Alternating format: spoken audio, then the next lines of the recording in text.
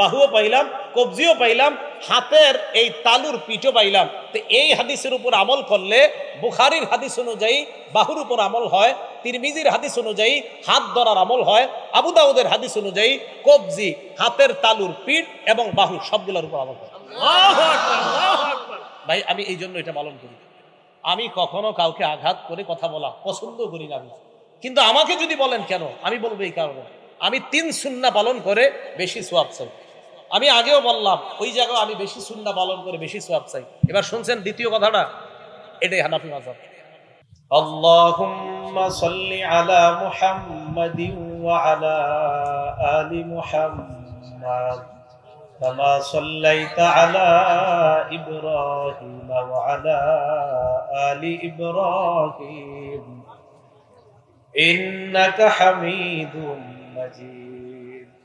আল্লাহুম্মা বারিক আলা মুহাম্মাদিন ওয়া আলা আলি মুহাম্মাদ কামা বারাকতা আলা ইব্রাহিম ওয়া আলা আলি ইব্রাহিম ইন্নাকা হামিদুম মাজিদ। সুবহানাকা লা ইলমা লানা ইল্লা মা আল্লামতানা ইন্নাকা আনতাল আলিমুল হাকীম। বাইতুস সুন্নাহ হুফাজুল কোরআন মাদ্রাসা বড় কাশহর এমজি কটন সংলগ্ন হবির বারু ভালুকা ময়মনসিংহের উদ্যোগে আয়োজিত ওয়াজ মাহফিলের সম্মানিত সভাপতি, সহ সভাপতি, প্রধান অতিথি, প্রধান মেহমান, বিশেষ বক্তা, উপস্থিত হযরত উলামায়ে কেরাম, সামনে উপবিষ্ট মুসলমান ভাইয়েরা, পর্দার আড়ালে অবস্থানরত মা বোনেরা, আল্লাহ পাক রব্বুল আলামিনের দরবারে শুকরিয়া আদায় করছি। আল্লাহ আমাদেরকে এই মাহফিলে উপস্থিত হওয়ার তৌফিক দান করেছেন বলে আলহামদুলিল্লাহ। সূরা মাঈদার 6 নম্বর আয়াতে কারিমা তেলাওয়াত করলাম। সবাই খুব মনোযোগ সহকারে যদি আলোচনাটা শোনেন, আশা করি অনেক কাজ হবে এবং অনেক ঝগড়া নিরসন হয়ে যাবে। সেটা হলো আমরা যারা নামাজ পড়ি, কেন এমনি নামাজ পড়ি? আমরা যারা নামাজ পড়ি, আমাদের নামাজ, এই নামাজ আপনি গত 20 বছর এইভাবে পড়ছেন, হঠাৎ নতুন একজন এসে আপনাকে বললো না এইভাবে না, এইভাবে পড়ো। এখন আপনি যদি গত 20 বছর সঠিক পড়ে থাকেন, তাহলে নতুন দাওয়াত কেন নিবেন? নতুন যে দাওয়াতটা মনে করেন এটাও সঠিক, নতুন দাওয়াতটা যে ভুল তা বলছি না, নতুনটাও সঠিক। কিন্তু আপনি পুরাতন যে আমলটা করতেন এটা যদি সুন্নাহ সম্মত হয়ে থাকে, তাহলে এটা কেন ছাড়বেন? কথা বুঝে আসছে? আশা করি উলামা, তোলাবা, সোলাহা, আওয়াম, সর্বসাধারণ সকলের জন্য এবং আমার নিজের জন্য খুব কাজ হবে। কথাগুলা মন দিয়ে শুনবো আমরা। সূরা মাঈদার 6 নম্বর আয়াতে আল্লাহ বলেন, ইয়া আইয়ুহাল্লাযীনা আমানু ইযা কুমতুম ইলাস সালাহ, হে ঈমানদারগণ, যখন তোমরা নামাজের ইচ্ছা করো, ফাগসিলু ওয়ুজুহাকুম ওয়া আইদিয়াকুম ইলাল মারাফিক, চেহারা ধৌত করো, 2 হাত কনুই পর্যন্ত ধৌত করো, ওয়ামসাহু বিরুউসিকুম, মাথা মাসাহ করো, ওয়া আরজুলাকুম ইলাল কাবাইন, পা টাকনু সহ ধৌত করো, ওয়া ইন কুনতুম জুনুবান ফাত্তাহহারু, আর যদি গোসল ফরজ হয় তাহলে গোসল, এই ফরজ গোসলটা করে ভালোভাবে পবিত্রতা অর্জন করো। তাহলে নামাজ পড়ার ইচ্ছা যখন করব আমরা, নামাজের আগে পবিত্রতা অর্জন করা এটা হলো জরুরি বিষয়। নামাজের আগে, 5 ওয়াক্ত নামাজের আগে আমাদের ওযু করতে হয়, আবার ফরজ গোসল হলে গোসল করতে হয়। তো এটা সবসময় প্রয়োজন হয় না, কি ওযুটা সবসময় প্রয়োজন হয়। তিরমিজি শরীফের 1 নম্বর হাদিসের বর্ণনা, ক্বালা রাসূলুল্লাহ সাল্লাল্লাহু আলাইহি ওয়াসাল্লাম, লা তুকবালু সালাতুন বিগাইরি তুহুর। রাসূল আকরাম সাল্লাল্লাহু আলাইহি সাল্লাম ইরশাদ করেন, পবিত্রতা অর্জন ছাড়া নামাজ কবুল করা হয় না। তিরমিজি শরীফের 2 নম্বর হাদিস, ক্বালা রাসূলুল্লাহ সাল্লাল্লাহু আলাইহি ওয়াসাল্লাম, ইযা তাওয়াদ্দাআ আল আবদুল মুসলিম আওয়াল মুমিনু। রাসূল আকরাম সাল্লাল্লাহু আলাইহি সাল্লাম বলেন, কোন মুসলমান অথবা ইমানদার যখন ওযু করে ফাগসালা ওয়াজহা, যখন ওযু করার সময় চেহারা ধৌত করে, খরাজা মিন ওয়াজহিহি কুল্লু খাতিআতিন নাযারা ইলাইহা বিআইনাইহি, এই দুই চোখ দিয়া যত গুনাহ করে চেহারার এই পানিগুলা যখন পড়ে মাআল মাই আও মা আখিরি কতরিল মা, এই শেষ ফোঁটা পানির সাথে এই নজরের গুনাহগুলা ঝরে পড়ে যায়। এই জন্য চেহারা যখন আমরা ধৌত করব ওযুতে গুরুত্ব সহকারে এই আমলটা করা। ওয়া ইযা গাসালা ইয়াদাইহি, বান্দা যখন দুই হাত ধৌত করে, আল্লাহ নবী বলেন সুম্মা গাসালা ইয়াদাইহি, হাত যখন দুইটা ধৌত করে, খরাজা কুল্লু খাতিআ মিন ইয়াদাইহি বাতাশাতহা ইয়াদা, হাত যখন ধৌত করে এই দুই হাত দিয়ে যত অপরাধ করছে হাতের পানিগুলা পড়ার সাথে সাথে তার এই গুনাহগুলা ঝরে পড়ে যায়। তিরমিজি শরীফের 3 নম্বর হাদিস, ক্বালা রাসূলুল্লাহ সাল্লাল্লাহু আলাইহি ওয়াসাল্লাম মিফতাহুস সালাতি আত-তুহুর, আল্লাহ নবী বলেন নামাজের চাবি হলো পবিত্রতা অর্জন করা। নামাজের চাবি হলো পবিত্রতা অর্জন করা। মনে রাখবেন, পবিত্রতা অর্জন করা একটা আমল, ওযু করা একটা আমল। আজকে থেকে একটা হাদিস সবসময় মনে রাখবেন, আমরা জীবনে যত আমল করি এই আমলটা যেন সুন্দর করে করি, এটা আল্লাহ পছন্দ করেন। দলিল একটা কিতাব আছে না মুসনাদে আবি ইয়ালা, এই কিতাবের 4386 নম্বর হাদিসের বর্ণনা। আনা আয়েশা সিদ্দিকা রাদিয়াল্লাহু তাআলা আনহা قالت قال رسول الله صلى الله عليه وسلم, আম্মা জান আয়েশা সিদ্দিকার বর্ণনা, আল্লাহ নবী বলেন ইন্নাল্লাহা ইউহিব্বু ইযা আমিলা আহাদুকুম আমালান আন ইউতিনা, তোমাদের কেউ যখন কোনো আমল করো ওই আমলটা যেন ইত্তানের সাথে সুন্দরভাবে করো, এই বিষয়টা আল্লাহ পছন্দ করেন। আমল সুন্দরভাবে করা এটা আল্লাহ পছন্দ করেন। আমি আপনি জীবনে চলার পথে যত ভালো আমল করি এটা সুন্দরভাবে করা আল্লাহ পছন্দ করেন। বলেন ওযু একটা আমল কিনা? এজন্য ওযু যেন সুন্দরভাবে করেন, এটা নবীজির নির্দেশ। দলিল সহিহ বুখারী 6290 নম্বর হাদিসের বর্ণনা। ক্বালা রাসূলুল্লাহ সাল্লাল্লাহু আলাইহি ওয়াসাল্লাম, আল্লাহ নবী বলেন ইযা কুমতা ইলা সালাহ, যখন তুমি নামাজের ইচ্ছা পোষণ করবা, ফাসবিগিল ওযুআ, তখন পরিপূর্ণ রূপে সুন্দরভাবে ওযু করবা। নামাজের ইচ্ছা পোষণ করবা, সুন্দরভাবে পরিপূর্ণ ওযু করবা। তাহলে হাদিসে নবী পরিপূর্ণ বললেন। এখন আপনাদের প্রশ্ন, হুজুর পরিপূর্ণ ওযু কাকে বলে এটা জানতে চাই। এটা আবার মুসলিম শরীফের 246 নম্বর হাদিস থেকে জানবো আমরা। সহিহ মুসলিম হাদিস নাম্বার 246, মাদ্রাসার পাঠ্যপুস্তক অনুযায়ী মোট হাদিস সংখ্যা হবে 3033টা। এই হাদিসের মধ্যে আসছে ক্বালা রাসূলুল্লাহ সাল্লাল্লাহু আলাইহি ওয়াসাল্লাম, আল্লাহ রাসূল সাল্লাল্লাহু আলাইহি সাল্লাম এই হাদিসের মধ্যে আমার আপনার জন্য আজীব একটা শব্দ বলছে। আগে পুরো হাদিসটা শুনি। এক তাবী, তার নাম নুআইম ইবনে আব্দুল্লাহ। এই নুআইম ইবনে আব্দুল্লাহ উনি বর্ণনা করেন, উনি বলেন রাআইতু আবু হুরায়রা রাদিয়াল্লাহু তাআলা আনহু ইয়াতাওয়াদ্দা, আমি আল্লাহর নবীর সাহাবা আবু হুরায়রাকে ওযু করতে দেখলাম। আবু হুরায়রাকে আমি দেখলাম ফাগসালা ওয়াজহা, উনি যখন ওযু করে ফাসবাগাল মা, চেহারা উনি ভালোভাবে ধৌত করে, উত্তম ভাবে ধৌত করে। এরপর বলেন সুম্মা গাসালা ইয়াদাহুল ইউমনা ফাআশরাআ ফিল আদুদ, ডান হাত বাহু পর্যন্ত বাহু সহ সুন্দরভাবে ধৌত করে। ওয়াদাহুল ইসরা ফাআশরাআ ফিল আদুদ, বাম হাত বাহু পর্যন্ত সুন্দরভাবে বাহু সহ ধৌত করে। সুম্মা মাসাহা রাসা, মাথা মাসহ করে। সুম্মা গাসালা রিজলাহুল ইউমনা ফাআশরাআ ফিস সাক, পায়ের নালা সহ ভালোভাবে ধৌত করে। ওয়ারিজলাহুল ইউসরা ফাআশরাআ ফিস সাক, বাম পায়ের নালা সহ ভালোভাবে ধৌত করে।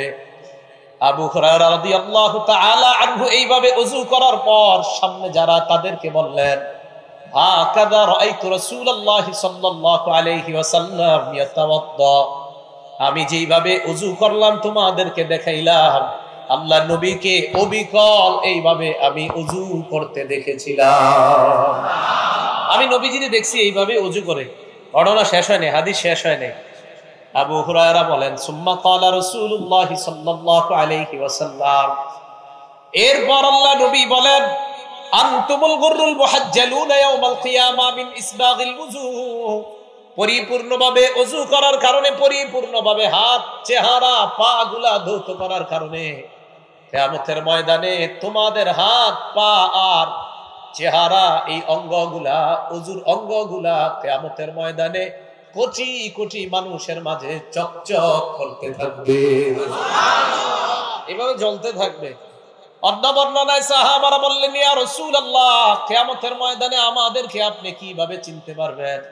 আল্লাহ নবী কয়, তোমরা ওযু করার কারণে ওযুর অঙ্গগুলা কিয়ামতের ময়দানে এমন চমকাইতে থাকবে, আমি দেখলেই চিনতে পারবো এগুলাই হলো আমার উম্মত।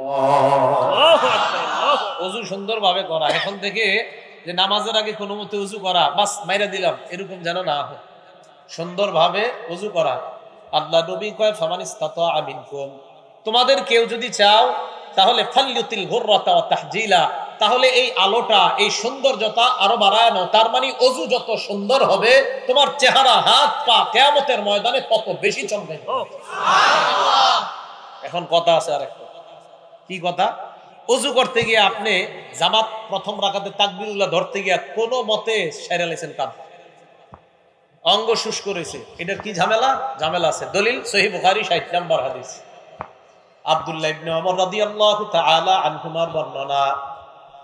আব্দুল্লাহ ইবনে ওমর বলেন, তাখাল্লাফা আন্না নবী সাল্লাল্লাহু আলাইহি ওয়াসাল্লাম ফি সাফরাতিন সাফারনাহা, এক সফরে আমরা আল্লাহর নবীর সাথে ছিলাম, সফরে আমরা সামনে চলে গেলাম, কোন কারণে আল্লাহর নবী সফরে পিছনে পড়ে গেলেন। সফরে হইতে পারে না এরকম, আমরা সামনে চলে গেলাম, নবী পিছনে পড়ে গেলেন। ফাআদরাকানা, আল্লাহ নবী আমাদেরকে ধরে ফেললেন। ধরে ফেললেন মানে মোটামুটি কাছায় গেছে, এবার আমাদেরকে দেখা যায়। এর মাঝে ঘটনা হয়ে গেছে কি, ওয়াকাদ আরহাকাতনাস সালাহ, আসরের নামাজ ছুটে যাবে যাবে অবস্থা আমাদের। তাই আমরা চিন্তা করলাম তাড়াতাড়ি আসর পড়া দরকার।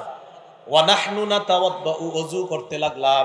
তো কোন মতে আসর যেহেতু পড়তে হবে, ওয়া নাম, আমরা ওযু করতে লাগলাম। ওয়া জাআলনা নামসাহু আলা আরজুলিনা, কয় পাগুলা কোন মতে ধুইলাম, কোন মতে তাড়াতাড়ি তাড়াতাড়ি ধুইয়া দাঁড়াইতে হবে। আল্লাহ নবী আমাদেরকে পিছন থেকে দেখলেন, নাদা বিআলা সাউতিহি, জোরে ডাক দিলেন, এই এভাবে জোরে ডাক দিস, ওয়াইলুল লিল আকাবি মিনান নার, ওয়াইলুল লিল আকাবি মিনান নার, ওয়াইলুল লিল আকাবি মিনান নার। নবীজি একবার, দুইবার, হাদিসের বর্ণনায় দুইবার বা তিনবার বললেন, যে অঙ্গগুলা ধৌত করা হয় নাই এইগুলা জাহান্নামে। পায়ের পিছনে তোমাদের শুকনা রয়েছে, এই শুকনা অঙ্গগুলা জাহান্নামে। পায়ের পিছনে শুকনা রয়েছে, শুকনা অঙ্গগুলা জাহান্নামে। নবী সাল্লাল্লাহু আলাইহি সাল্লাম বললেন, তাড়াহুড়া করে যে ওযু করলা, পায়ের পিছনে তো শুকনা রয়ে গেছে, এটা জাহান্নামে যাবে। তো পা যদি না ধোয়ার কারণে জাহান্নামে যায়, জাহান্নামে কি শুধু পায়ের ওই অংশ যাবে না পুরো বডি যাবে? বডি যাবে। তাহলে আল্লাহ আমাদেরকে সতর্কতার সাথে ওযু পরিপূর্ণ রূপে করার তৌফিক দান করেন, আমিন। এখন কথা হলো, ওযু পরিপূর্ণ করতে গিয়ে আবার পানি অপচয় করা যাবে না? কি করা যাবে না? বলেন না, কি করা যাবে না? আপনারা যে ট্যাপ কল ছাড়েন মসজিদে, প্রচুর পরিমাণ পানি অপচয় করেন। দলিল ইবনে মাজাহ 425 নাম্বার হাদিস, ইবনে মাজাহ হাদিসের কিতাব 425। মাররা রাসূলুল্লাহ সাল্লাল্লাহু আলাইহি ওয়াসাল্লাম বিসাআদ, আল্লাহ নবী তার সাহাবা সাদ রাদিয়াল্লাহু তাআলা আনহুর পাশ দিয়ে অতিক্রম করলেন। সাদ রাদিয়াল্লাহু তাআলা আন ওযু করতেছিলেন, আল্লাহ নবী তাকে বললেন, মা হাদা সারফু ইয়া সাদ, এ সাদ, ওযুর মধ্যে এত অপচয় কেন করো? হযরত সাদ জবাব দিলেন, ইয়া রাসূলুল্লাহ, আফিল ওযু ইসরাফ, হুজুর ওযুর মধ্যেও কি অপচয় হয়? আল্লাহ নবী জবাব দিলেন, নাম, ওয়া ইন কুনতা আলা নাহরিন জার, প্রবাহমান নদী সমুদ্রের মধ্যেও যদি ওযু করো আর যদি বেশি পানি খরচ করো, এটা অপচয়। সমুদ্রে আপনি ওযু করলেন, সমুদ্রে কি পানি শেষ হবে? নবীজি কয়, সমুদ্র নদীর মধ্যেও যদি ওযু করো আর এই ওযুতেও যদি তোমার পানি বেশি খরচ হয়, এটা অপচয়। তাহলে ট্যাপ কল দিয়ে যারা ওযু করেন, এটা সতর্কতার সাথে ওযু করা। এজন্য আপনারা মা বোনরা যারা বাসা বাড়িতে ওযু করি, আমরা সবাই ট্যাপ কলে ওযু না করে ওখান থেকে পানিটা নিয়ে আলাদা কোনো পাত্রে দিয়ে ওযু করলে তাহলে পরিমিত পানি খরচ হবে, এই পানির অপচয় নামক গুনাহ থেকে বাঁচা যাবে। আল্লাহ আমাদেরকে বুঝার তৌফিক দান করেন। এখন আপনি ওযু করলেন, অজু করার পর কি দোয়া পড়বেন? আপনি চাইলেই অজু করার সাথে সাথে জান্নাতের 8টা দরজা খুলতে পারবেন। কয়টা দরজা? 8টা দরজা। মুসলিম শরীফ 234 নম্বর হাদিস। ক্বালা রাসূলুল্লাহ সাল্লাল্লাহু আলাইহি ওয়াসাল্লাম, আল্লাহ নবী বলেন, মা মিনকুম মিন আহাদিন ইয়াতাওয়াদ্দা, তোমাদের কেউ যখন ওযু করবা, ওযু করার পর ফায়ুবলিগুল উযুআ আও ইউসবিগুল উযুআ, পরিপূর্ণ রূপে ওযু করবা, করার পর সুম্মা ইয়াকুল, এরপর তোমরা পড়বা আশহাদু আল্লা ইলাহা ইল্লাল্লাহ ওয়া আন্না মুহাম্মাদান আবদুহু ওয়া রাসূলুহু, এটা বললেও হবে। আর আপনারা যেটা পারেন ওয়া আশহাদু আন্না মুহাম্মাদান আবদুহু ওয়া রাসূলুহু, এটা বললেও হবে। এরপর পড়বেন আল্লাহুম্মা জাআলনি মিনাত তাওয়াবিনা ওয়া জাআলনি মিনাল মুতাতাহহিরিন। নবীজি বলেন ইল্লা ফুতিহাত লাহু আবওয়াবুল জান্নাতিস সামানিয়া, এই দোয়াটা কালিমায়ে শাহাদাত পড়তে দেরি সাথে সাথে আল্লাহর জান্নাতের 8টা দরজা খুলে দাও। সুবহানাল্লাহ। নবীজি বলেন ইয়াদখুলু মিন আইয়িহা শা, সে যেই দরজা দিয়ে মন চায় ওই দরজা দিয়ে জান্নাতে প্রবেশ করবে। এখন ওযু করার সাথে সাথে আপনি আরেকটা আমল করতে পারেন, যে আমল করার কারণে নবীজি হযরত বেলাল রাদিয়াল্লাহু তাআলা আনহুর পায়ের জুতার আওয়াজ আরশে গিয়ে শুনতে পেয়েছে। দলিল সহিহ বুখারী 1098 নাম্বার হাদিস। রাসূল আকরাম সাল্লাল্লাহু আলাইহি সাল্লাম বেলাল রাদিয়াল্লাহু তাআলা আনহুকে বললেন, বেলাল, আমি তোমার কাছে একটা বিষয় জানতে চাই। হযরত বেলালকে, হুজুর আপনি আমারে কি জিজ্ঞাসা করবেন? নবীজি বললেন, বেলাল হাদিসনি বিআরজা আমালিন আমিলতাহু ফিল ইসলাম, বেলাল এমন কি আমল তুমি করো আশাব্যঞ্জক আমল, এই আমলের ব্যাপারটা তোমার কাছে জানতে চাই। ফাইন্নী সামিআতু দাফানা আলাইকা বাইনা ইয়াদাইয়া ফিল জান্নাহ, আমি জান্নাতে তোমার পায়ের জুতার আওয়াজ শুনতে পাইছি। তুমি কি আমল করো যে আমলের কারণে তোমার পায়ের জুতার আওয়াজ আমি জান্নাতে শুনতে পাইছি? হযরত বেলাল কয়, ইয়া রাসূলুল্লাহ, এমন আশাব্যঞ্জক আমল আমার জানা নাই, তবে হুজুর একটা আমল আমি করি। গায়রা আন্নী লাম আতাতাহহার বিতুহুরিন ফি সাআতি লাইলিন আও নাহার, দিনে এবং রাতে যখনই আমি ওযু করি, ওযু করার সাথে সাথে ইল্লা সাল্লাইতু মা কুতিবালি আন উসাল্লিয়া, আমারে আল্লাহ যত পরিমাণ তৌফিক দেয় এই পরিমাণ নামাজ আমি আদায় করি। আল্লাহ নবী কয়, বেলাল তোমার এই আমলের কারণে তোমার পায়ের জুতার আওয়াজ আমি নবী জান্নাত থেকে শুনতে পাইলাম। তাহিয়াতুল ওযু বলে, কি বলে? ওযু করার পর 2 রাকাত নামাজ আদায় করা। আচ্ছা, এবার ওযু করলেন, ওযু করার পর মসজিদে আসবেন। কোথায় আসবেন বলেন? মসজিদে আসবেন। আসার সময় কি করবেন? মুসলিম শরীফের 713 নাম্বার হাদিস। ক্বালা রাসূলুল্লাহ সাল্লাল্লাহু আলাইহি ওয়াসাল্লাম, আল্লাহ নবী বলেন, ইদা দাখালা আহাদুকুমুল মাসজিদা, তোমাদের কেউ যখন মসজিদে প্রবেশ করবা, ফালইউসাল্লিম আলান নবী সাল্লাল্লাহু আলাইহি ওয়াসাল্লাম, নবীর উপর দুরূদ পড়বা, এরপর পড়বা আল্লাহুম্মা ইফতাহলি আবওয়াবা রাহমাতিক। এটা গুরুত্ব দিয়ে পড়েন তো, আল্লাহুম্মা ইফতাহলি আবওয়াবা রাহমাতিক। প্রত্যেক মসজিদের দরজায় লেখা আছে, এরপরে পড়ে না। আচ্ছা, একটু ভাবেন তো, যখন আপনি মসজিদের দরজা দিয়ে ঢুকতেছেন আর পড়লেন আল্লাহুম্মা ইফতাহলি আবওয়াবা রাহমাতিক, আল্লাহ আপনার রহমতের দরজাগুলো আমার জন্য খুলে দেন, ঘটনাচক্রে যদি ওই মুহূর্তে আপনার দোয়া আল্লাহ কবুল করে ফেলেন, তা আপনি কেন পড়বেন না? এটা পড়বেন আর একিন রাখবেন, আল্লাহ আল্লাহ আজকে কবুল করেন। আবার একিন রাখবেন, আল্লাহ আসরের সময় বললাম আজকে কবুল করেন। আল্লাহ মাগরিবেও দোয়াটা বললাম কবুল করেন। আরে আল্লাহ যদি কবুল করেই নেই তো রহমতের সব দরজা তো আপনার জন্য খোলা। পড়বেন তো ইনশাআল্লাহ। এরপর মসজিদে যখন আসবেন, এই ইন্তেমন দিয়ে শুনেন, মসজিদে আসার পর খাদেম সাহেবরে খুঁজবেন, খুঁজে বলবেন, খাদেম সাহেব মসজিদে এত ময়লা কেন? আপনি কি করেন সারাদিন? বেতন কম দেন? এটা কেন না? কারণ নবীজি সাল্লাল্লাহু আলাইহি সাল্লাম মসজিদের ময়লা নিজে পরিষ্কার করছে। আমি আর আপনি কত বড় যে বাহাদুর হয়ে গেছে।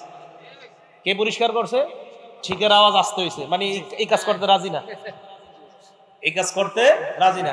আল্লাহর রাসূল যেখানে কাজ করছে মসজিদে, তাও কি ময়লা? নাকের, আরেকজনের নাকের ময়লা নবী নিজে পরিষ্কার করছে।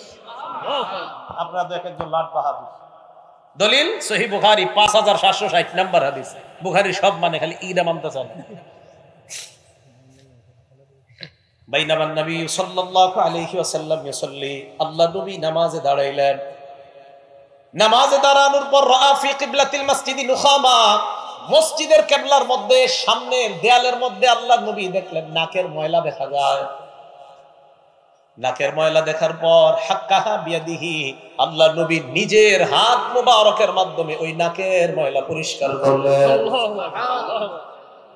ফাতাগাইয়াজা, এরপর নবীর চেহারা মুবারক লাল হয়ে গেছে রাগে, নবীর চেহারা মুবারক লাল। আল্লাহ নবী কয়, তোমরা কি করো মসজিদের মধ্যে আইসা নাকের ময়লা ফালাও?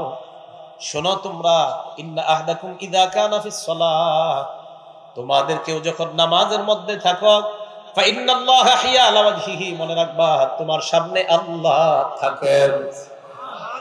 ফালা ইয়াতানাখামান্না আহাদুকুম হিয়ালা ওয়াজহিহি, চেহারার দিকে কখনো থুতু নাকের ময়লা ফালাইবা না, কারণ তোমার চেহারার সামনে আল্লাহ।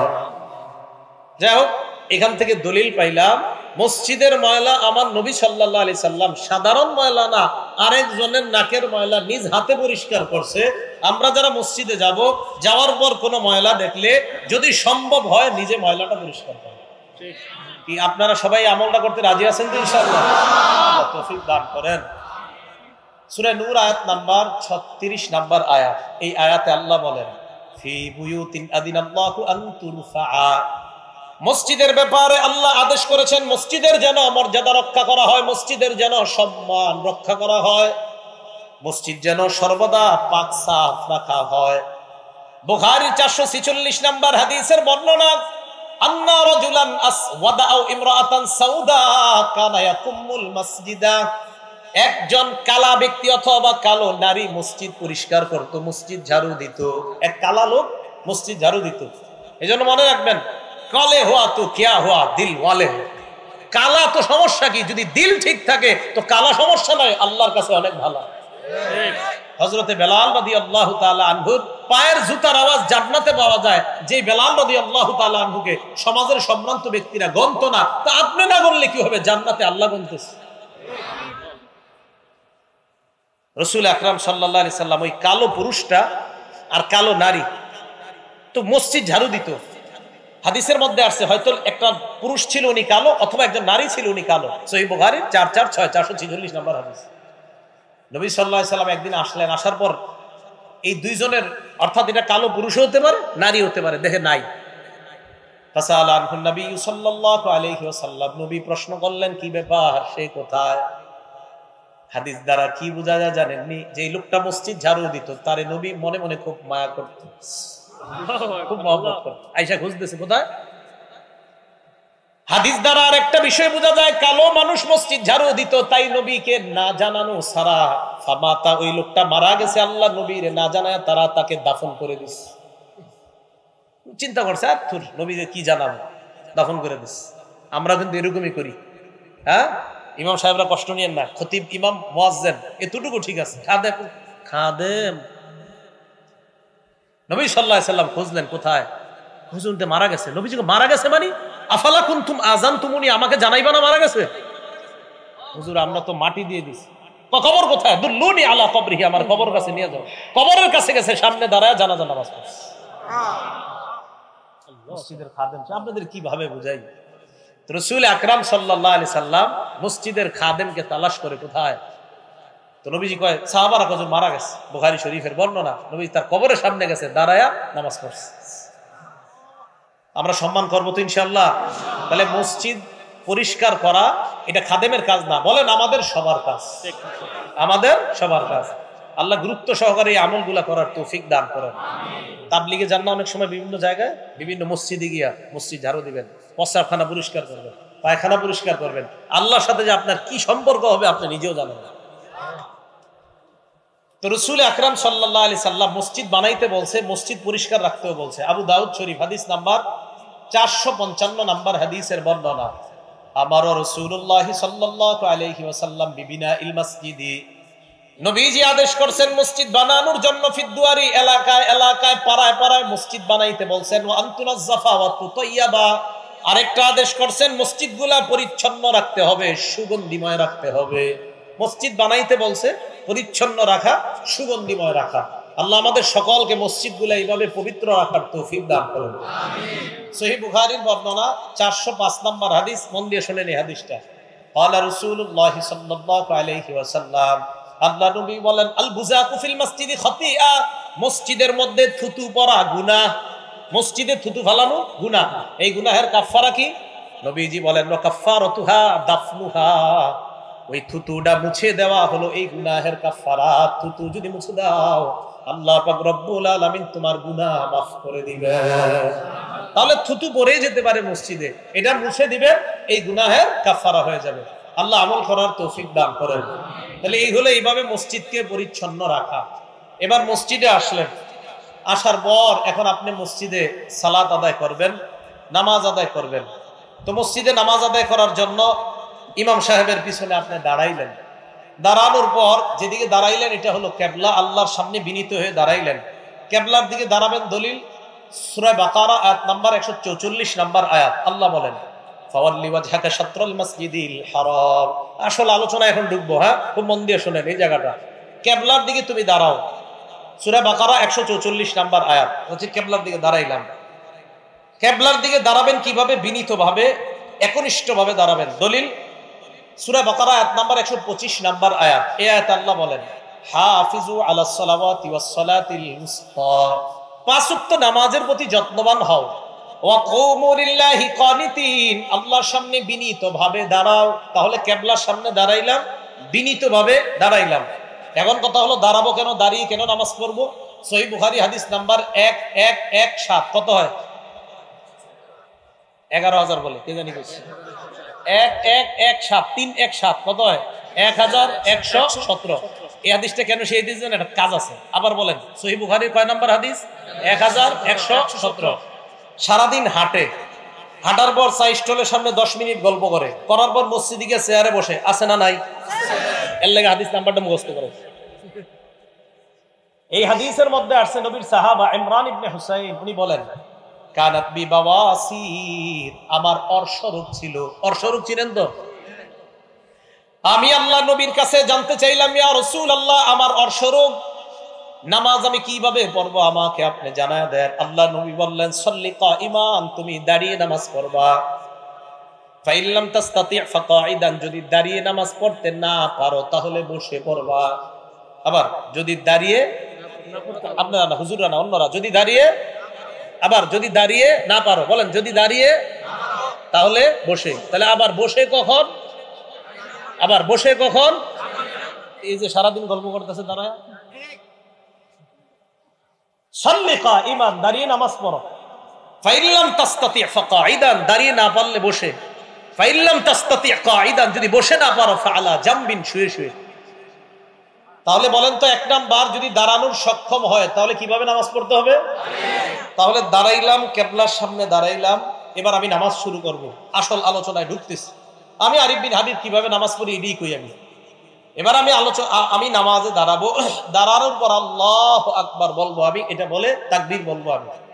এখন কথা হলো আল্লাহু আকবার যে বলবো এটার দলিল আছে কোথায়?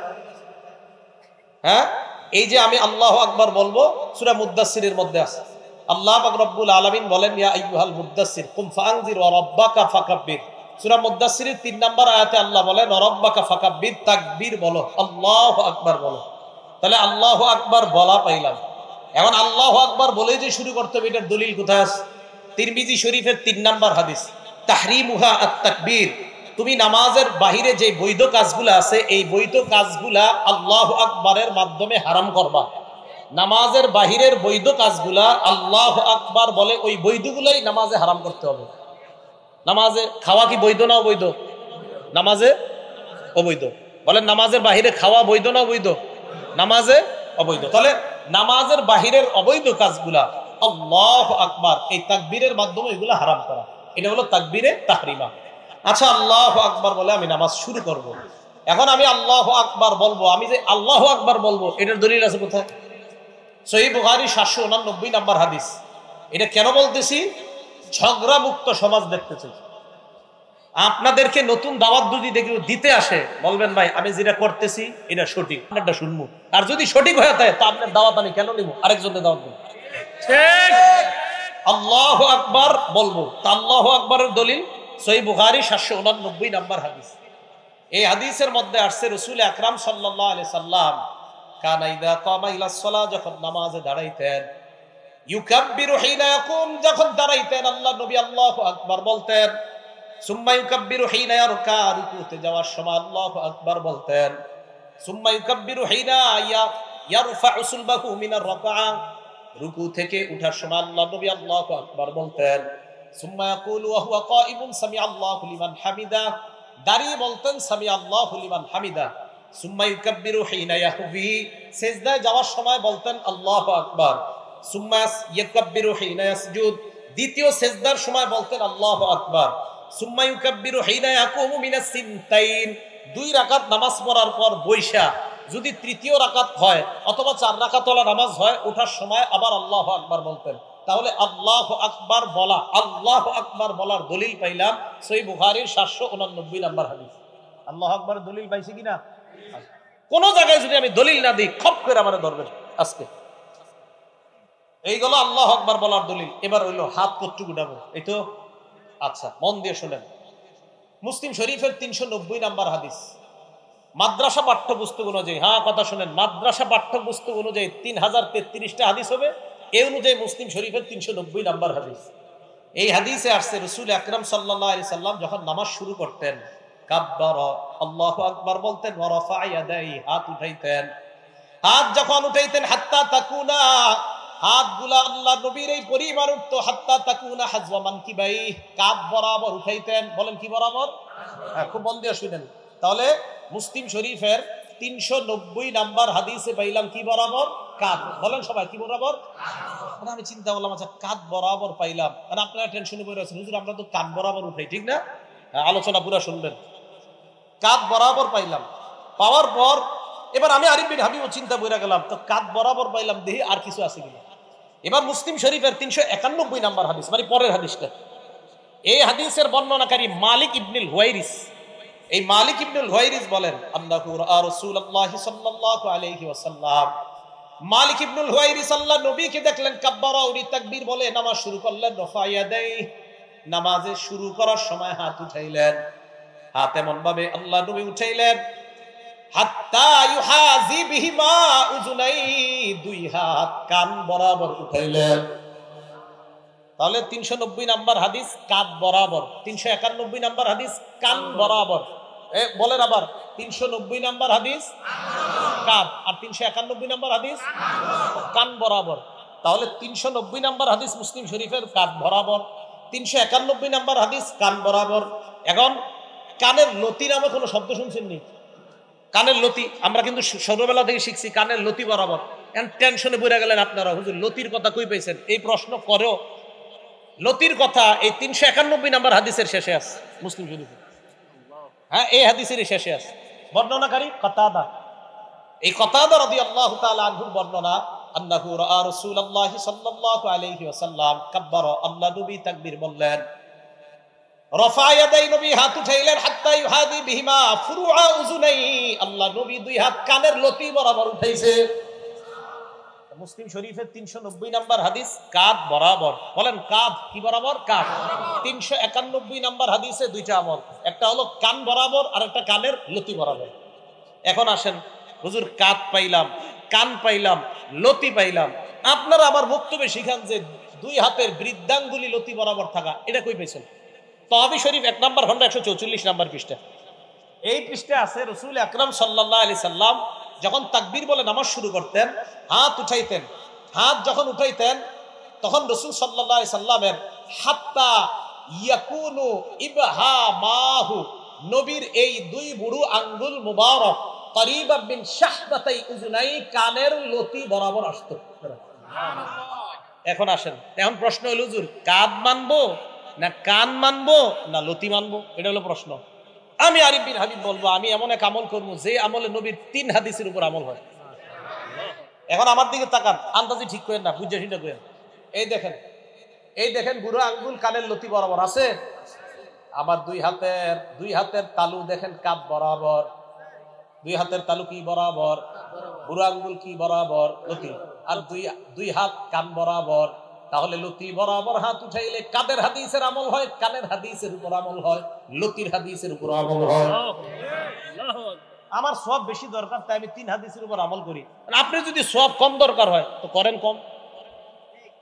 আমার যদি কেউ বলেন হুজুর আপনি এটা কেন করেন, আমার সওয়াব বেশি দরকার তাই এটা করি। এটার নামই হানাফি মাযহাব। এটার নাম কি মাযহাব? হানাফি মাযহাব। মনে করে নতুন ধর্ম। তাহলে হাত উঠাইলাম, রয়ে গেল এবার হাত বাঁধবেন কই হুজুর? ঠিকই তো। এই ব্যাপারে 3টা হাদিস শুনেন। এক, তিরমিজি শরীফের 252 নাম্বার হাদিস।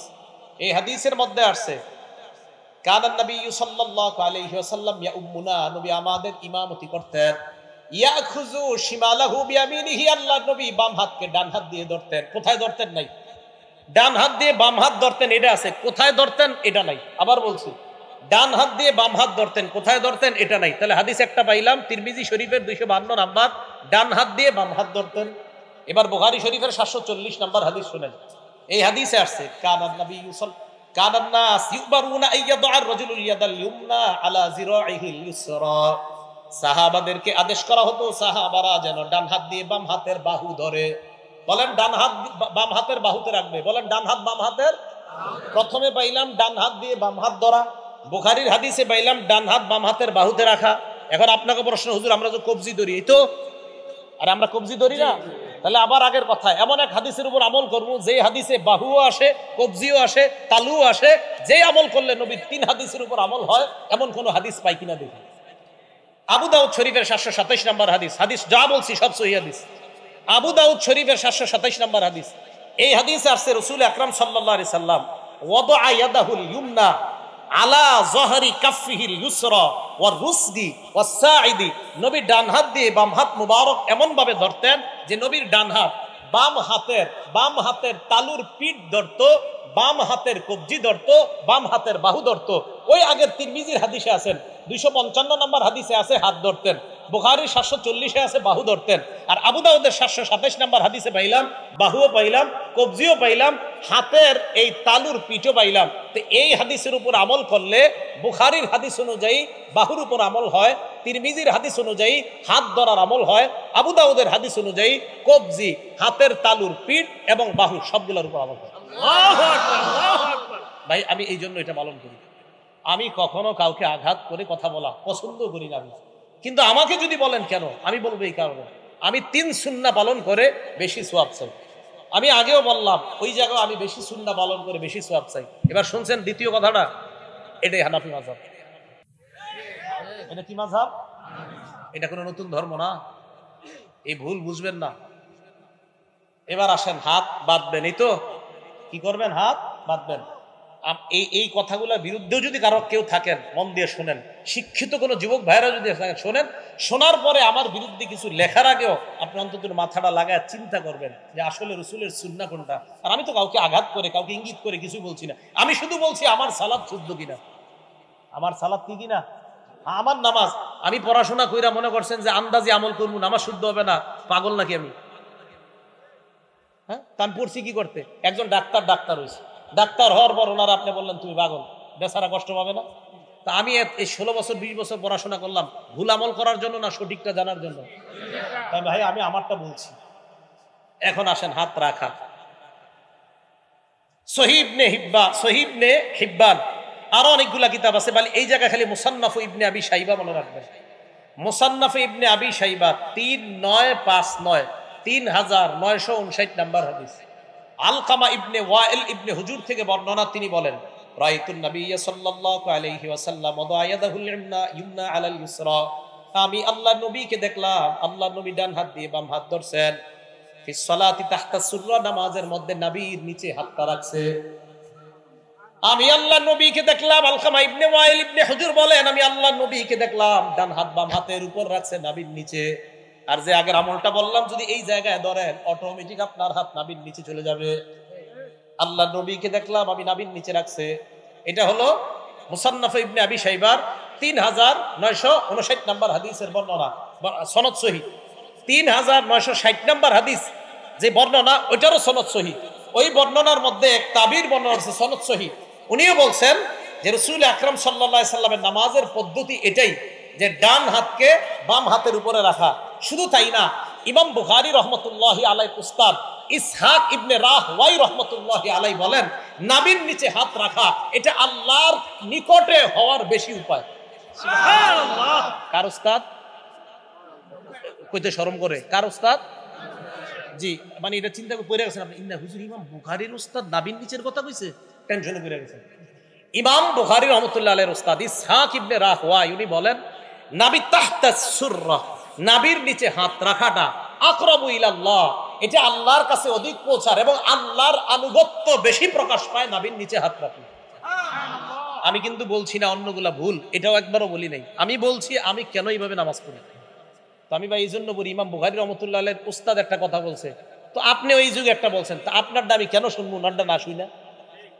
না যদি বলেন না হুজুর আমারটাই শুনতে হবে ওনারটা শুনলেন না, তখন আমি কম আচ্ছা তো কি করা, ঠিক আছে আপনারটাই শুনিয়া আহেন, কি করবেন কোন।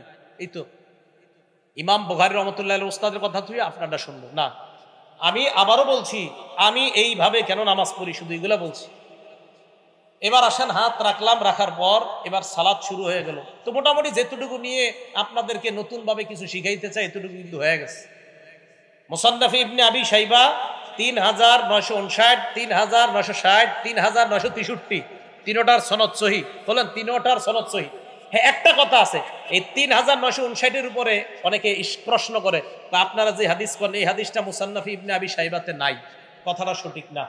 কিছু পাণ্ডুলিপিতে নাই এটা সঠিক, কিছু পাণ্ডুলিপিতে আছে। এখন যদি বলেন হুজুর কিছু পাণ্ডুলিপিতে কেন নাই, আমি বলবো তিরমিজি শরীফেরও অনেক হাদিস এই পাণ্ডুলিপিতে আছে তো আরেকটা নাই, সেখানে কেন নাই? তিরমিজি শরীফের পাণ্ডুলিপির তিনজন বর্ণনাকারী বলি, একজন আব্দুর রহমান মুবারকপুরি, ওনার একটা পাণ্ডুলিপি আছে। শুআইব আল আরনাউত ওনার একটা পাণ্ডুলিপি আছে। আহমদ শাকের ওনার একটা পাণ্ডুলিপি আছে। তিন পাণ্ডুলিপি খোলেন দেখবেন একটাতে কিছু হাদিস আছে আরেকটাতে কিছু নাই। যদি বলেন একটাতে কিছু থাকা আরেকটাতে কিছু নাই এটা মানি না, তো তিরমিজিও তো মানবেন না, এটা তো 6 কিতাবের এক কিতাব। তাহলে এই অভিযোগ সঠিক না। সহিহ হাদিস যেখানেই পাবো সেখান থেকে নিব, এটা যেই কিতাবই থাক। সহিহ হাদিস যেখানে পাবো সেখান থেকে নিব, এটা যে কিতাবে থাক। এই হলো আপনি সালাত শুরু করলেন। এখন আপনি নামাজ শুরু করার পর আপনি ইমামের পিছনে যখন দাঁড়ান, ইমাম সাহেব কেরাত পড়ে, তখন আমরা বলি আমরা কেরাত পড়ি না। কেন পড়ি না? সূরা আরাফে আল্লাহ পাক রব্বুল আলামিন গালিবান 204 নম্বর আয়াতে আল্লাহ বলেন ওয়াইদা কুরিআল কুরআন, যখন কোরআন পড়া হয় ফাসতামিউ লা, এক নাম্বার হুকুম কান পেতে শোনো, দুই নাম্বার আনসিতু লা, এবং চুপ থাকো। তাহলে কোরআন পড়া হলে দুই হুকুম, এক কান পেতে শোনা, দুই চুপ থাকা। আমি আবার বলছি কোরআন যখন পড়া হয় তখন আল্লাহর হুকুম দুইটা, এক কান পেতে শোনা, দুই চুপ থাকা। এই আয়াতের ব্যাপারে প্রায় সকল মুফাসসিরিনে কেরাম এবং মুহাদ্দিসিনে কেরাম, শুধু তাই না তাফসিরে তবারির যে মুফাসসির, তাফসিরে তবারি কেন বললাম, একটা কারণ আছে, কারণ তাফসিরে তবারিটা আমাদের দেশের এক শ্রেণীর মানে যে শ্রেণীর লোক তারা ফলো করে। ওই কিতাবেরও মুসান্নিফ বলছে এই আয়াত হলো নামাজের ব্যাপারে, অর্থাৎ নামাজে যখন কোরআন তেলাওয়াত করা হয় মুক্তাদি তখন চুপ থাকবে। মুক্তাদি তখন কি থাকবে? এই জন্য আমি চুপ থাকি। মানে আপনারা থাকেন কিনা জানি না, মানে আমি কিন্তু আমার বলতেছি, কেন বলতেছি জানেন, আপনাদের কাউরে যাতে আমি কোনো আঘাত না করি, সব আমি বলতেছি। আমি এভাবে নামাজ পড়ি, এভাবে হাত উঠাই, কেন উঠাই? আমার বেশি সওয়াব দরকার তাই। কিয়ামতের মাঠে ঠিক আছে একটা সওয়াবের জন্য, তো ওই দিন যেন আল্লাহ না ঠেকায়, তা আমার সওয়াব বেশি দরকার ভাই, আমি এই কারণে করি। আমি ঝগড়া মুক্ত থাকতে চাই, এই জন্য আমি ঝগড়া করতে চাই না। বলতে পারেন কেন? কারণ নবীজি বলছে আনা জাইমুন বিবাইতিন ফি রাবদিল জান্নাহ লিমান তারাকাল মিরাআ, যে ব্যক্তি ঝগড়া করা ছেড়ে দেয় আমি নবী জান্নাতের মাঝখানে তার একটা ঘরের দায়িত্ব নিয়ে নিলাম। ঝগড়া করতে চাই না। আমার যদি কেউ বলেন হুজুর আহেন পারলে আমার সাথে বসেন, আমি বলবো বসাবসির দরকার নাই, আমি এইভাবে নামাজ পড়ি এই হাদিসের কারণে, এইভাবে হাত উঠাই ওই হাদিসের কারণে, এইভাবে হাত বাঁধি এই হাদিসের কারণে, আমি এইভাবে আমল করলে দেখি 3 সুন্নাহ পালন করা হয়, আমি এইভাবে হাত বাঁধলে দেখি 3 সুন্নাহ পালন করা হয়, আমি ওইভাবে হাতটা উঠাইলে দেখি 3 সুন্নাহ পালন করা হয়, সুন্নত 3টা পালন করলে 3 সুন্নতের সওয়াব হয়, এই জন্য আমার সওয়াব বেশি দরকার তাই করি। আপনি ঝগড়া করলে অন্য জায়গায় যান, আমার সাথে না। কেন? আমি ঝগড়া পারি না, একদম সত্যি কথা। আবার যদি কোন হুজুর বহস করেন আসেন, আমি বহসে জিরো, একদম কোনো মোটেই যোগ্যতা নাই আমার, আপনাদের সাধারণ কারো সাথে পারবো না, আর তো আলেম দূরের কথা। আল্লাহ আমাদের সকলকে ফিতনা থেকে বেঁচে থাকার তৌফিক দান করুন, আমিন। এবার আসেন নামাজের তো ব্যাপারে ভালোই শুনলেন, এখন যে কথাগুলো বলবো এগুলো শুনলে অনেক মুরব্বীদের কষ্ট লাগবে, বাকি যাদের ভিতরে রোগ আছে তাদের কষ্ট লাগবে, রোগ না থাকলে লাগবে না। রাসূল আকরাম সাল্লাল্লাহু আলাইহি সাল্লাম মসজিদে বসা, এক সাহাবা আসার পর উনি নামাজ পড়লেন, আল্লাহু আকবার। নামাজ পড়ার পর আল্লাহ রাসূলের সামনে গেলেন, যাওয়ার পর সাল্লামু আলান নবী সাল্লাল্লাহু আলাইহি ওয়াসাল্লাম, আল্লাহ নবীকে সালাম দিলেন। সালাম দেওয়ার পর ফরদ্দা আলাইহিস সালাম, আল্লাহ নবী সালামের জবাব দিলেন, নেওয়ার পর বললেন ইরজি ফাসাল্লি ফাইন্নাকা লাম তুসাল্লি, তুমি যাও আবার নামাজ পড়ো, কারণ তুমি নামাজ পড়ো নাই। উনি আবার গেলেন, আবার নামাজ পড়লেন, আবার আসলেন, আবার সালাম দিলেন। আল্লাহ নবী বললেন তুমি আবার যাও, আবার নামাজ পড়ো। আবার গেলেন, আবার নামাজ আদায় করলেন, আবার আল্লাহ নবীকে সালাম দিলেন। সালাম দেওয়ার পর নবী সালামের জবাব নিয়ে বললেন আবার যাও তুমি নামাজ পড়ো, তুমি নামাজ পড়ো নাই। তিনবার এইভাবে হওয়ার পর আল্লাহ নবী তাকে বললেন তুমি যাও আবার নামাজ পড়ো। ওই সাহাবা জবাব দিলেন ইয়া রাসূলুল্লাহ মা উহসিনু গায়রা, আমি এর চাইতে ভালো সুন্দর নামাজ পড়তে পারি না। আল্লিমনি, আমাকে আপনি নামাজ কিভাবে পড়তে হয় শিখিয়ে দেন। নবীজি বললেন ইদা কুমতা ইলাস সালাত, যখন নামাজের ইচ্ছা পোষণ করবা ফাকাব্বির, তখন তুমি তাকবীর বলবা। তাকবীর বলার পর ফাকরা মা তায়াসসারা মাকা মিনাল কুরআন, কোরআনের যেই জায়গা সহজ ওই জায়গা থেকে পড়বা। এবার শুনেন, পড়ার পর সুম্মার কার পর রুকু করবা, হাত্তা তাতমাইন্না রাকিআ, ধীর স্থিরতার সাথে রুকু করবা। যতক্ষণ তোমার ইতমিনান না হয় ততক্ষণ তুমি রুকুতে থাকবা। এরপর আল্লাহ নবী বলেন সুম্মার ফারাসাকা মিনার রুকুই হাত্তা তাতাদিলা কাইমা, এরপর রুকু থেকে দাঁড়াইবা, সোজা হয়ে দাঁড়াইবা, বাঁকা হয়ে থাকা যাবে না। হ্যাঁ, সোজা হয়ে দাঁড়াইবা। আমাদের অনেকেই এইভাবে বাঁকা হয়ে থাকে, আর বুঝায় ও ইমাম সাহেব তাড়াতাড়ি সিজদায় যান। বাঁকা হয়ে থাকে, উঠা ভাই হুজুর আমার কাজ আছে, দোয়া তাড়াতাড়ি সিজদায় যান। কষ্ট নিয়েন না, যাদের মাজায় সমস্যা ভিন্ন কথা, যারা এমনি কুজা এদের জন্য না এটা। যারা এমনি সুন্দরভাবে হাঁটতে পারেন কিন্তু নামাজে গেলে রুকুর থেকে উঠে এইভাবে দাঁড়ায় থাকেন, হ্যাঁ মানে এইভাবে আপনি বাঁকা হয়ে থাকেন, পুরোপুরি দাঁড়ান না। আল্লাহ নবী কয় হাত্তা তাতাদিলা কাইমা, তুমি পরিপূর্ণভাবে দাঁড়াইবা, সোজা হয়ে দাঁড়াইবা। দাঁড়ানোর পর সুম্মা সুজুদের পর সিজদা করবা, হাত্তা তাতমাইন্না সাজিদা, বিরস্তিরতার সাথে সিজদা করবা। দুই সেজদার মাঝখানে বসবা। এই দুই সেজদার মাঝখানে অনেকে এইভাবে বাঁকা হয়ে থাকে, ঠিক না? দুই সেজদার মাঝখানে মানে উঠে বাঁকা হয়ে থাকে, হুজুর আরেকটা সেজদা তাড়াতাড়ি দেন, এইভাবে থাকে। মনে রাখবেন বাঁকা হওয়ার, এই বাঁকা হওয়াটা যদি বেশিরভাগ নিচের দিকে থাকে তো আপনার তো সেজদা একটা হইলো। আরে বাঁকা হওয়া যদি বেশি নিচের দিকে থাকে তো আপনি সেজদা দুইটার দেওয়ার কথা না, তো আপনার যখন ওজোর নাই আপনি ইচ্ছা করে এইভাবে রয়েছেন, মানে আপনি এক সেজদা থেকে এখনো উঠেন নাই, দুই সেজদার মাঝখানে আপনি বসেন নাই। আল্লাহ নবী বললেন এইভাবে দুই সিজদার মাঝখানে বসবা। ইফআল যালিকা ফি সালাতিকা কুল্লিহা, আমি যেইভাবে তোমাকে নামাজ শিখাইলাম এইভাবে তুমি নামাজ পরিপূর্ণ করবা। নামাজ পরিপূর্ণ করার পর সালাম ফিরানোর পর, নামাজের পর সালাম ফিরানোর পর কিছু আমল আছে, এই আমলগুলা করবেন। নবীজির সাহাবা হযরত মুআজকে আল্লাহ নবী বলেন মুআজ আল্লাহর কসম আমি তোমাকে ভালোবাসি। আবার বললেন মুআজ আল্লাহর কসম আমি তোমাকে ভালোবাসি। সাহাবা নবীর যেটা করার কথা উল্টা নবী সাহাবারে কয় আমি তোমাকে ভালোবাসি, আমি তোমাকে ভালোবাসি। নবী সাহাবারে কয় ভালোবাসার দাবি নি বলিলা তাদা আন্না দুবরা কুল্লি সালাতিন মাকতুবা আন তাকুলা আল্লাহুম্মা আইন্নি আলা যিকরিকা ওয়া শুকরিকা ওয়া হুসনি ইবাদাতিক। মুআজ তুমি কখনো নামাজের পর এই আমলটা ছাড়বা না, সালাম ফিরানোর সাথে সাথেই তুমি পড়বা আল্লাহুম্মা আইন্নি আলা যিকরিক ওয়া শুকরিক ওয়া হুসনি ইবাদাতিক। তুমি জিন্দেগিতেও নামাজের পরে আমলটা ছাড়বা না। তা আশাবাদী আমি, আপনারা সালাম ফিরানোর পর ইমাম সাহেব যারা আছি, আমি আলহামদুলিল্লাহ আমরা যারা আছি, আমি যেই যেই মসজিদগুলা আমার তদারকিতে আছে সব মসজিদে আমলগুলা সালাম ফিরানোর পর মুসল্লিদেরকে আমল করার সুযোগ দেওয়া। তো আল্লাহুম্মা আইন্নি আলা যিকরিক ওয়া শুকরিক ওয়া হুসনি ইবাদাতিক, এই আমলটা করা। আর আস্তাগফিরুল্লাহ আস্তাগফিরুল্লাহ তিনবার পড়া, আস্তাগফিরুল্লাহ আস্তাগফিরুল্লাহ তিনবার পড়া। আর কিছু তাসবিহাত আছে, তিনবার সুবহানাল্লাহ, তিনবার আলহামদুলিল্লাহ, 33 বার সুবহানাল্লাহ, 33 বার আলহামদুলিল্লাহ, 33 বার আল্লাহু আকবার। 99 হওয়ার পর 34তম বারে পড়বেন, মানে 34তম বার মানে আল্লাহু আকবার 33 বার বলার পর 34তম, আর 3 33 99 হওয়ার পর 100তম বারে পড়বেন লা ইলাহা ইল্লাল্লাহু ওয়াহদাহু লা শারীকা লাহ লাহুল মুলকু ওয়া লাহুল হামদু ওয়া হুয়া আলা কুল্লি শাইইন কাদির।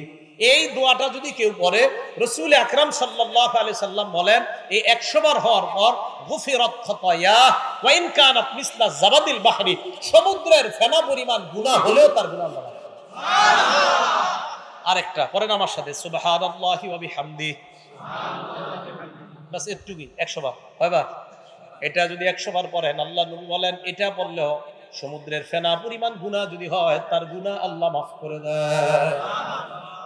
আর আয়াতুল কুরসি পড়বেন, বুলুগুল মারাম 97 নাম্বার হাদিস, এই হাদিসের মধ্যে আসছে ক্বালা রাসূলুল্লাহ সাল্লাল্লাহু আলাইহি ওয়াসাল্লাম মান ক্বারা আয়াতাল কুরসি দুবুরা কুল্লি সালাতিন মাকতুবা, কোন ব্যক্তি যদি ফরজ নামাজের পর আয়াতুল কুরসি পড়ে, লাম ইয়ামনাহু মিন দুখুলিল জান্নাহ ইল্লাল মাউত, মরবে আর জান্নাতে যাবে। এই দুই জান্নাত আর ওই ব্যক্তির মাঝে ব্যবধান হলো মৃত্যুবরণ করা, মারা যাওয়ার সাথে সাথে আল্লাহর জান্নাতের মেহমান। তাহলে আয়াতুল কুরসি পড়া এটা কখনো ছাড়বেন না। মা বোনরা যারা পারেন না দেখে দেখে আয়াতুল কুরসি পড়বেন, আপনারা যারা পারেন না দেখে দেখে আয়াতুল কুরসি পড়বেন। এরপরে যদি মুনাজাতের প্রয়োজন হয়, মুনাজাতে যদি কারো শরীক হইতে মন চায় হবেন, মন না চাইলে হবেন না। কোনো আলেম বলে না যে মুনাজাত নামাজের অংশ, এটা আপনারা শুধু শুধু ইমামদের উপর অভিযোগ দেন ভাই কি যে ইমাম সাহেবরা বলে মুনাজাত নাকি নামাজের অংশ। না, মুনাজাত ইমাম সাহেব করে ওনার মন মতো, আপনার মন চাইলে ওনার সাথে শরীক হবেন, মন না চাইলে শরীক হবেন না। মনে রাখবেন নামাজ আলাদা ইবাদত, মুনাজাত আলাদা ইবাদত। মনে থাকবে, নামাজ বলেন নামাজ আলাদা ইবাদত, মুনাজাত আলাদা ইবাদত।